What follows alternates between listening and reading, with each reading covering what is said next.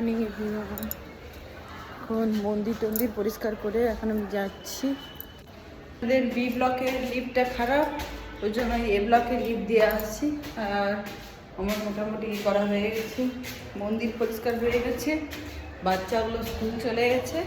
এখন আমি একটু ফাঁকা ফাঁকা মানে কি, এবার গিয়ে পরে জল টল খাবার খাবো।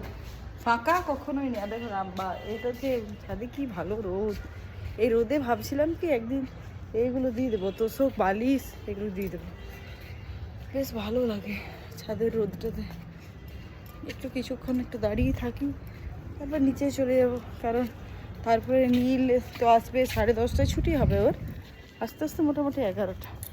আর গুনগুন তো আসবে অনেক দেরিতে, ও আসবে 12:30 1টার সময়। তো লিফটটা খারাপ থাকার জন্য মনে হচ্ছে 2 মিনিটে মানে 2 দিনে আরও বেশি রোগা হয়ে যাবে। এত ওয়ার্কআউট করা হচ্ছে আর একটিও ভালো করে লিফটের তাকানো যাচ্ছে না, এত রোদ।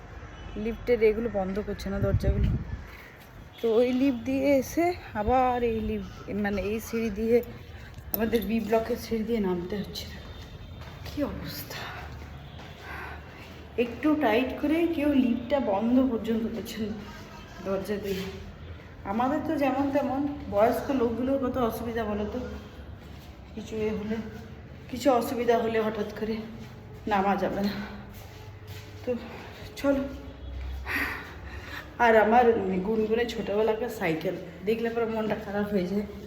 এবার ছোটো সময় মানে সাইকেলটার অবস্থা খারাপ, তো রানাকে বলছি যে সাইকেলটা একটু দিয়ে এসো, তাহলে কি ওরা যদি ঠিকঠাক করে দিতে পারে। অনেক দিন ধরে পড়ে আছে তো, আর গুনগুন লম্বা হয়ে গেছে, সাইকেলে চালানো যায় না। নীল এবার বড় হয়ে চালাবে, ওটা এখন অনেক দেরি। তাও রানা বলছে এটা একটু ভালো করে দিলে পরে নীল চালাতে পারে। চলো যাই এবার নিচে, এবার নিত্য প্রয়োজনীয় কাজগুলো সারি। এত সিঁড়ি নামতে হচ্ছে না, উঠতে হচ্ছে নামতে হচ্ছে, খুব মুশকিল। এই কদিন ধরে এটা হচ্ছে। তো চলো টাটা।